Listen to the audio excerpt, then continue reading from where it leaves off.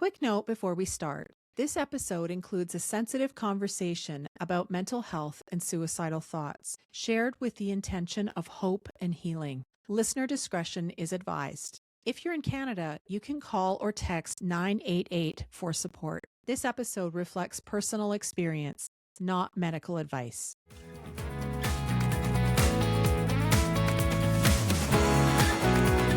Well, hello, I'm your host, Kim Westlund, and thank you so much for joining today. My guest today is Quan Ly. He is an entrepreneur, a business strategist, a fractional CFO, and mindset coach with a passion for resilience, discipline, and growth. His mission is to achieve peak performance physically, mentally, and spiritually while helping business owners optimize their businesses and mindsets for success and fulfillment. Okay, Quan, there's your intro. I have to say, we met a few years back when I'll call it when we were slightly different versions of ourselves. And it wasn't until last year that you really started sharing your personal journey online. And that really caught my attention.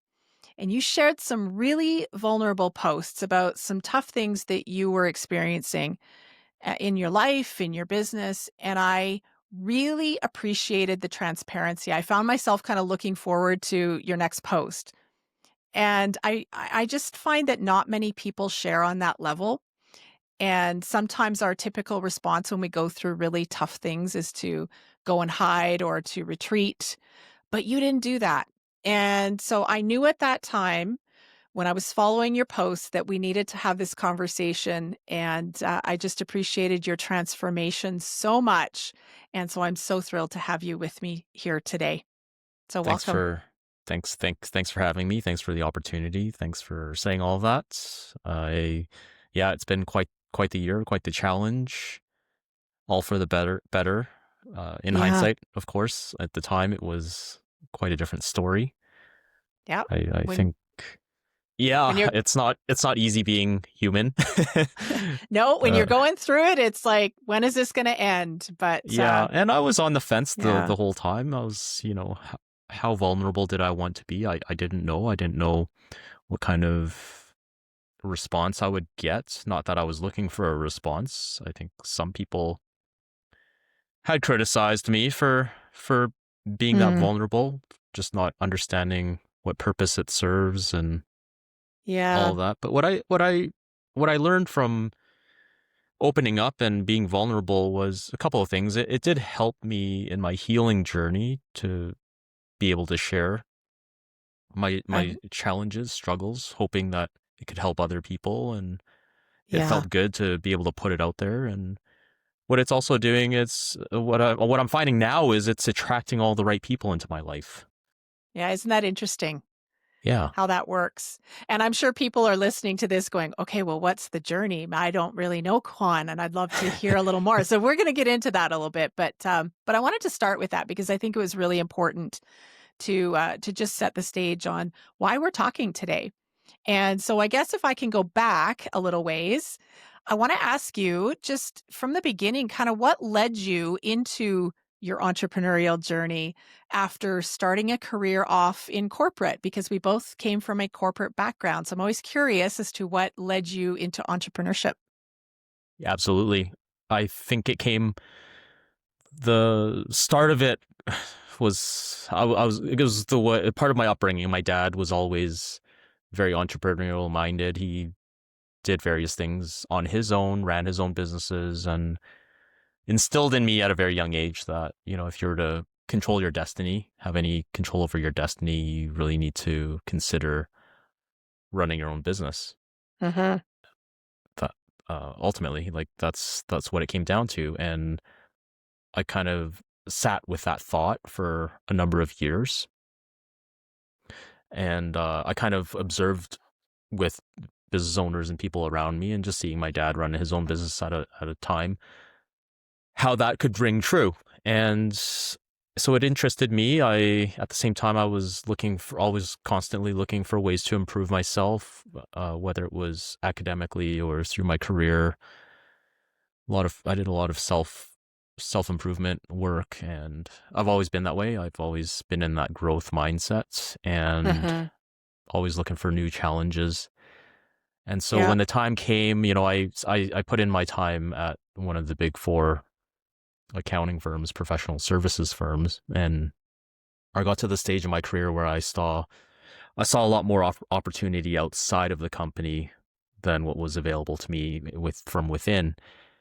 And in particular, it was just how we were serving our small business clients in the marketplace. I saw a huge gap there in terms of service quality level. And at the time, there was also an emergence of new technology and tools that were all cloud based. And I looked around, noticed that not a lot of companies were leveraging these tools. And so I thought, okay, well, how powerful would it be to roll roll out these cloud tools, allow people to have access to their data, more transparency, allows them to collaborate with anyone from anywhere, Yeah. and they can run their business from anywhere in the world as a result of these tools, and will step up the service level, give them that white glove experience that only bigger companies can afford. And so that's Yeah. how McRally was born in 2015. I came out of the gate with another business partner, and that's what we focused on, was just offering exceptional service with modern tools, which the market really appreciated. Everyone else caught up, especially with COVID. Everyone was forced to move on Yes. these cloud platforms, and paper had to go away, and So you it were a really little ahead of that accelerated. at the time. We were way ahead of that. Like I remember at the time when we were registering our accounting firm with the Institute of Chartered Accountants at the time, we were questioned on how we would maintain data privacy and security and all that, because we were the first firm to be doing this in Alberta. And we had to engage our lawyers and figure out all the legal side of things, and just to give the Institute comfort that this was going to be okay and that the public's interest was still going to be protected. And Yeah, that's yeah, a big I deal. just, Important yeah, questions. Yeah. yeah, absolutely. So we helped pave the way from that angle. Amazing. So that really you've already kind of answered my next question, which was what was the vision for McRally when you started? And I think I heard so much in there about when that scale tipped to the side of entrepreneurship for you. And of course, our parents are so influential on us and can be in terms of what we end up doing. So that's awesome. Is there anything else you want to add on to what your vision was for when you started this business? Yeah, it was a few things. It was, yeah, having the possibility of having control over my destiny, but really just to break the mold. I had a vehicle now where I could break the mold, the status quo in how accounting firms and professional services firms were being run. I really hated time tracking and time entry. So we had to look at, okay, how can you offer your service on a value-based model and get away from time tracking? I didn't Yeah. like spreadsheets a whole lot. We tried to find tools where we didn't have to get into spreadsheets all the time. So minimizing the use of spreadsheets was huge. And just fundamentally with the company culture, I really wanted there to be transparency. I wanted team members to feel cared for, and to recognize that there's life outside of work. Like, we're not here to slave away the available hours in our day just to earn a paycheck. I wanted to build something where everyone can get involved and contribute and be part of the journey of building a great company. So it was just a culmination of all those desires and factors that really led to McRally and what it is today. And I still uphold a lot of those principles and values, and my vision is really just to expand this thing across Canada and help as many people, business owners, and bring in people who want more flexibility and have value family time and life outside of work. I do I love that believe so much. Yeah. I do believe It we can offer that balance. yeah, and again, you were kind of ahead of the curve there too. And when COVID hit, I mean, all those things became a real focal point for a lot of people. But for you personally, you have such an uncommon or modern approach to the way that you handle and look after your finances with your clients. And I loved when we spoke recently about that. Can you tell us a little bit about just your unique approach and what also sets you apart from other big accounting firms? Absolutely. I think what you're referring to is really the way I dive into some of the issues and challenges that our clients face when it comes to their business and their numbers. Hmm. And it wasn't until I went through my own struggles that I had to deep within myself to find my own truth and why I was having issues myself. And you know, I uncovered a lot of insecurities and self-imposed limitations within myself that had a profound and pervasive impact on not just my own life, but it was impacting my business as well and the financials of my business. And so that's what kind of led me down that path was, finding my own truth, being able to figure out what's going on there, manage it, figure out how to course correct. And that gave me the trust and confidence, not with just myself, but I have the confidence to have those blunt and open, honest, real, raw conversations with my clients to be like, hey, I think I know what's going on here, or I hear you, I see you, and I think I can help you. Just Hmm. open up to me. Let's have this conversation. And I'm able to, by sharing my own stories, I'm able to encourage other people to be just as vulnerable with me.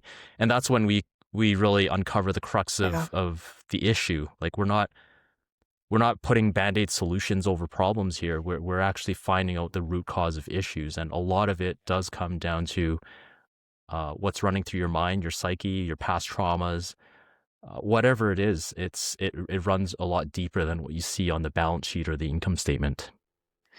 Oh boy, that's so true. And I so appreciate your approach to this because money and finances are so personal and people hold these things very, very closely. And it's so interesting to me how maybe this has not been a factor for a lot of people that help in this area of finance.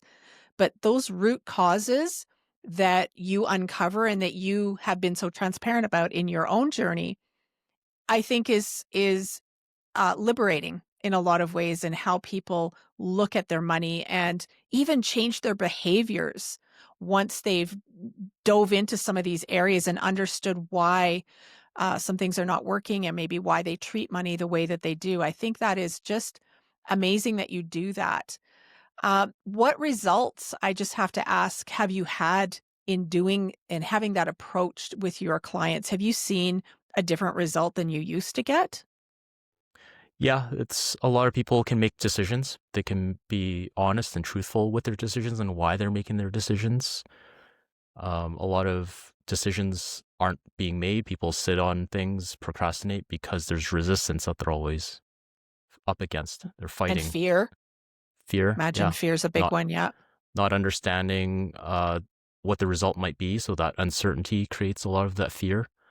We're Mhm. seeing that today. And so at the core of all that, you really have to foster that abundance mindset and encourage people to think abundantly rather than from a place of scarcity and fear. Yeah, Um, I that's think such a that's, big one. and it's not something that can just, it's not a flick of a light switch overnight thing. It's, you know, it's a lot of work, a lot of investment, a lot of inner reflection and being honest and truthful with yourself. And um, Yeah, using some past success stories to really come to a realization that, hey, I have made some good decisions from an abundance mindset before, and I've had positive results of that. And it's just reinforcing those positive patterns of behavior. yeah. I know even for myself, Quan, that's something that I have struggled with in my own life just from some of the learnings that I've had and some of the experiences I've had is to how to let go of that scarcity mindset. So it's been a game changer for me in my business. So I just have to say that it's so important for people to go into that deep work. Yeah, it's a But practice, and it's not easy. I think no, we're all guilty of kind of cycling in and out of it, and it just yeah. depends on your mood, your energy level, who you're dealing with that day, and a lot of stuff like the stuff that you carry with you from your past impacts it. It's And so worth it though. to do the work. I think we Yeah. would both put our hand up and say, so worth it. So that is amazing. I love your approach to your business and your life, what you're doing right now. Over the past few years, you've taken a few risks in business and you've been quite transparent about it. You ventured down some new paths, and I'll maybe say it hasn't been all smooth sailing like risks sometimes translate into. But I want to ask, how has this season of taking these risks and experiencing some hardships shifted your perspective in your life and your business? Absolutely. And just to give some context around some of the risks I've taken, Hmm. I think some people look at me and think I'm successful and I came from money and all that. But no, I was immigrated here in 86 as a baby, and we were first gen immigrants from parents fled Vietnam and ended up on a refugee camp in Indonesia. And that's where I was born. So we came here with nothing. Like Wow. we had no privilege, we Hmm. literally built our lives from nothing. And when I started McRally, I had a few months, like 9 months of savings, and I downsized my life, like gave up the condo. We had a nice condo downtown. We had a luxury vehicle. Gave up all of that, rented my friend's 1 bedroom, 2 bedroom apartment in like the basement of a an eightplex or whatever it was, and we cut our expenses down. My wife and I, we were newly married, and right after the wedding, I said, "Hey, I'm gonna quit my job and start my own business, and I really want to do everything we can to be able to make this a success."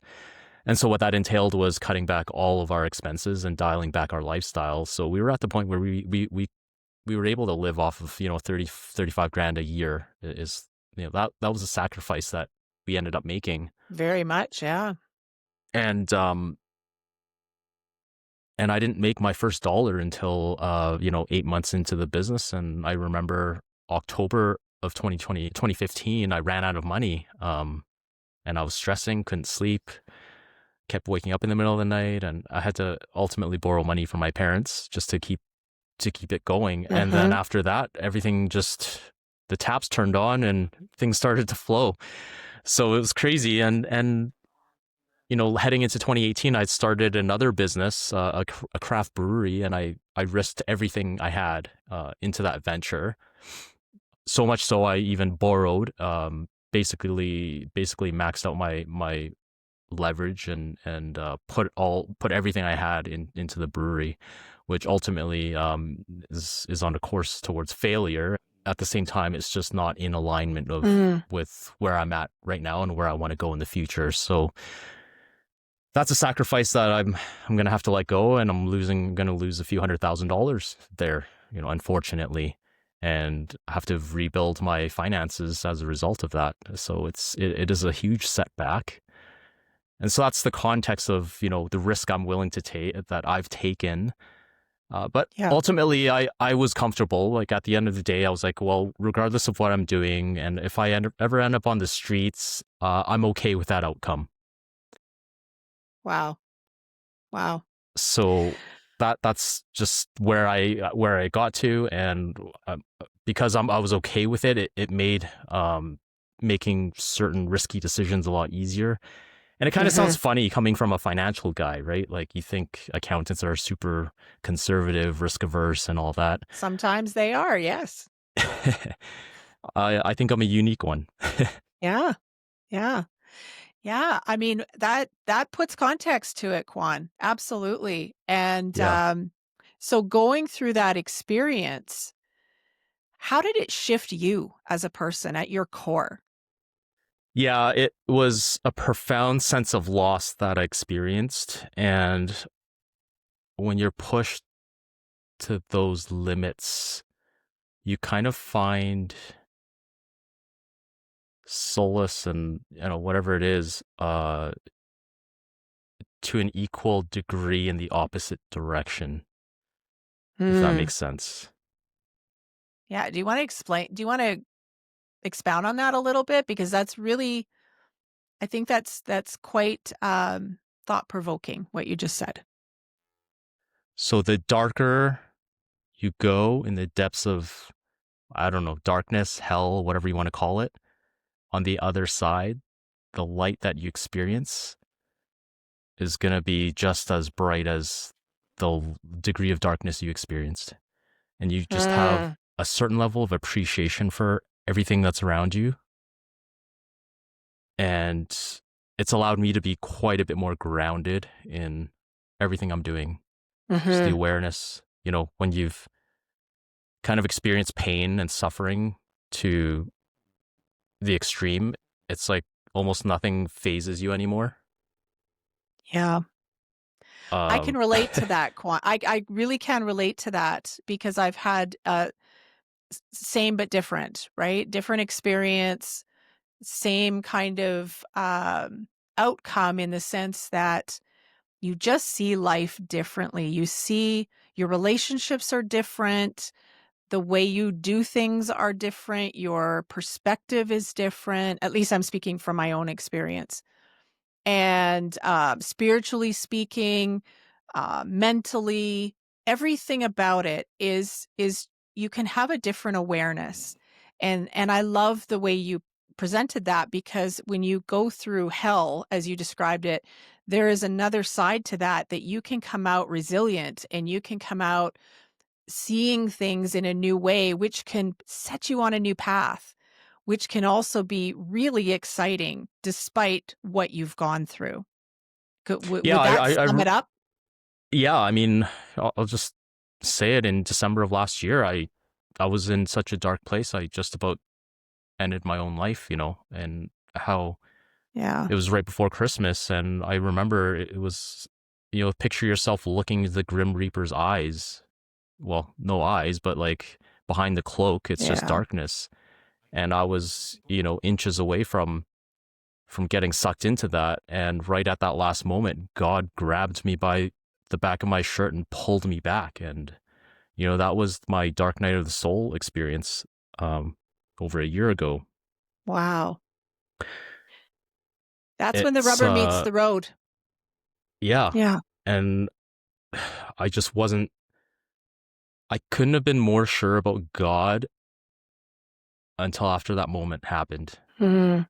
And it forced me into reflecting into all the other times where I suffered in the past. And when I took a step back on a big enough time scale, I could see for every point of suffering and challenge I went through, there was always a positive ending or silver lining to whatever it is I experienced every single time. And a lot of the times I couldn't even explain why it happened. Yeah. Mhm. The only thing that could explain it was just all divine timing, and God was there for me in those moments. You get a different perspective on empathy and love and Yeah. gratitude, and then you package that all together, and I found just being authentic meant so much. Mhm. It just feels so much better than trying to walk around pretending with a mask and all that. Like, there's no need for it. Know Exactly. your truth, find your truth, and live it, embody that truth, and encourage. I think by doing that, you encourage other people to do the same. Yeah. Yeah, it does clear things up. The clarity is amazing. Yeah, it's such a So, liberating feeling. yeah. Well, okay, so a lot of your posts that I was following online centered around this fitness regime that you have. And I have to bring it up because it's kind of the background to a lot of what you share. And so how did that, I know we're kind of switching gears a little bit here, but how did that really feed into how you overcame some of these mindsets and challenges? And yeah, I'm just curious. Yeah, there's a lot of angles I can talk about with the fitness. I mean, I've been athletic and fit my entire life, so it's not something that just came about in the last 2 years or whatever. I've Hmm. just put a spotlight on it. But if you go back, like a lot of my friends said, oh, for as long as I've known you, you've always been very active, very fit. Why fitness is important to me is because, when we're dealing with our thoughts and mindset challenges, whatever changes you make there and when it comes to like health and fitness, you can see a direct, tangible result from the changes you make, whether it's your diet or lifting weights, whatever it is. As soon as you look in the mirror, it'll validate what you're doing. And so it's tougher when you're trying to apply these principles to like a business, or, you say, oh, I'm going to read 10 books a day or 10 books a month or whatever. It's harder to see the actual results of that. But when you say, hey, I'm going to go to the gym 2 days, 4 days a week, I'm going to eat healthy, I'm going to cut out alcohol, cut out sugar. Within a matter of 4 to 6 weeks, you take a look in the mirror, you will see the results of that effort right away. And so why that's important is because you're validating your level of discipline, if you can stick with it. Yep. And once you figure out discipline, you don't need motivation whatsoever. Motivation is the most unreliable thing. And a lot of people, for whatever reason, the way we're brought up and the way we experience life, we're always looking for the motivation to do anything. And I think that's just the wrong starting point. Like, you just have to take those little steps, take those little actions, and start building discipline and relying on your discipline rather than the feeling of motivation and being motivated. That's very true. Yeah, I love that. Yes. And the other thing is, once you can do that consistently, what you also do is you establish trust with yourself, right? By saying, I'm going to do something, and actually doing it, and doing it day in and day out, regardless of how you're feeling.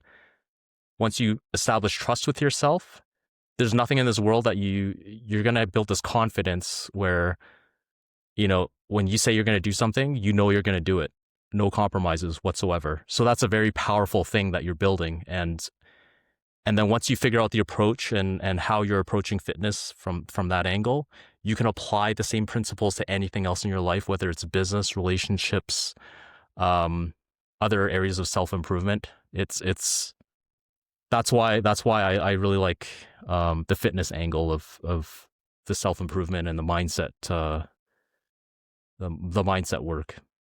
Yeah, that is powerful. And I appreciate your thoughts around how we influence ourselves, because my understanding is, and my experience, we are the biggest influencers on ourselves, even in how we have self-talk, what we say out loud, what we tell ourselves. And to develop that trust, you just took it another step with what you are actually doing. So if you say, yes, I'm going to do this, and you don't do it, you're right. There is a disconnect there, and that can cause some problems within your own self. So I think that's a really important point, and I think that's one that should be considered with what you're presenting here. So I really appreciate those thoughts. Yeah. The other thing is, look at it from someone else's angle too. Mm-hmm. If you can't trust yourself, it's going to come across, and what will make other people want to trust you either? Like, what was it, Dan Martell? He's like, if you look like you can't take care of yourself, like, what makes me think that you can take care of my books or my business? Wow. I know it's a superficial thing, and it's like a subconscious bias that certain people have. Like, successful people do carry that. Some people will say it out loud, and some people won't, because it can come across as very judgmental. But there's an ounce of truth to that, right? There's a principle there, right? Mm-hmm. There's what are those things? It's confidence, it's discipline, it's all those things that you are presenting, but it's visible in those results. So that's a really powerful one. And what comes when you are building a trust relationship with yourself? I think confidence is one of the first things you'll see, because when you're confident in you and the relationship within yourself, that's going to come out very clearly right out of the gate. Very clearly. Yeah. Yeah. And the big thing with building that trust is think about trust with other people. If you overpromise and underdeliver, you're not going to build that trust. And same thing with yourself. Like, don't promise yourself you're going to hit the gym 6-7 days a week if you've never done that before. Start small, 1 day a week, 2 days a week. And if you can go 6 days a week, then the 4 days is a bonus. but Mm-hmm. at least you can trust yourself that you're going to show up to the 7 days, Yeah. just, and not, the thing is, and I do this with my business clients too, where, they're busy and they have a million priorities that they need to deal with. And so if we're going to see any change, we actually see a lot more progress when we focus on one or two things at a time and not try to do everything that's on the priority list. Yeah. So That's wisdom. it's, yeah, and the Pareto principle does apply here. There's going to be the Yeah. 20% of your activities that will bring 80% of the impact, the benefit. And so it's just a matter of identifying what that 20% is and pouring all your energy and effort into that. Mm-hmm. Yeah, the gym principles absolutely do cross over to business. So if anybody gets something out of that, I think that's a really important one as well. So yeah, so how do you see the landscape of your industry, the finance industry, changing now, moving forward? Do you see, and are you staying ahead of the curve? Like, where do you see this heading for you? I'm seeing a massive impact and potential with AI. I'm actually involved in an experimental project right now around AI agents, Oh, amazing. and so far I think the possibilities there are quite promising. Blockchain, we're seeing, crypto impact finance, and Bitcoin being an alternative to gold as a store of value that has a pretty profound effect on the industry. With blockchain, you've Mm, got smart contracts. They're probably not being leveraged to the extent they can be, but once there's mass adoption there, I think we're going to see a huge change in how contracts are being done and transactions are being dealt with. Quantum is going to be the next thing, quantum computing. The next mm, couple of decades, 10, 20 years, we're going to see a profound shift in, that'll be like, they say blockchain is kind of like internet 2.0. Quantum's going to be 3.0 was how I see it. So I'm always staying ahead of the curve by just educating myself and, hmm talking to the people who are in it. So Yeah. I'm working with some of the smartest people in the AI space right now, uh, testing out these AI agents, finding a way to disrupt the accounting business model using that. So you've And done it 1.0. This is, well, 2.0. This is now, like you said, 3.0, kind of, well, quantum, but moving in this direction and finding ways to stay ahead of the curve. I just find the pace in which everything is evolving with AI and with this disruption now, it's going to be very interesting to see how this all evolves in your industry and how this is going to show up. And so I'm really, really curious about that. And will you maintain some of the same business model in terms of the coaching with your clients? the business model is going to change across the industry. I think now there's two things. What do you do with the people who are currently employed? And you can look at it with an abundance mindset or a scarcity mindset. So someone with a scarcity mindset will immediately look to cut jobs. Uh-huh. Someone with an abundance mindset will look at, okay, what are the strengths of these people? How can we utilize them? How can we, um, you know, retool them to other areas of our business? Like, are there other opportunities where they can really excel in? Yeah. And within my business, my team's really good at client relationships. So if we can get the AI tools to increase the production, the on the back end, well, all of a sudden my team can handle more clients. So we can Mm. increase our Mhm. top line, keep everyone employed, and bring higher quality service and output. Like, it's just two different outcomes from two different mindsets, right? Yes. I love that. Yeah, and I think that that's really important to consider is even where the current landscape fits in the future. So that's, I feel like, a podcast, another podcast for another time. Um, but I would love to ask you, as we're kind of getting towards the end of our discussion here, How much do you think your overall vision has evolved since the very beginning of you starting McRally and getting into this journey of entrepreneurship with all of the learnings and the experiences that you've been through? How much do you think it's evolved? I'm not sure it's evolved a whole lot. I think what's changed, I guess, is the clarity around it has become, Mm, after going through my spiritual journey, I've just been more connected with God, and really what became clear to me was I'm here. My purpose here is to do God's work to help as many people as possible, whether they're customers, clients, or employees, or mhm, business partners, whoever it is. I'm here to just serve and help people reach their full potential and fulfillment and all that. So, and it's very clear to me that that's my purpose, and so that's really, I'm a creator at heart. I love building and just making things and sharing it with the world, and I think I can do both by creating and sharing my experiences. I can do God's work through that. mm. So that's what I'm leaning on, and I find a lot of fulfillment. No matter how little the favor or task that I do for people, I do. Um, if it's fulfilling to me, and I do see the impact, the lasting impact it has. Awesome. Well, it sounds like your vision, like you said, hasn't evolved a ton, but you have.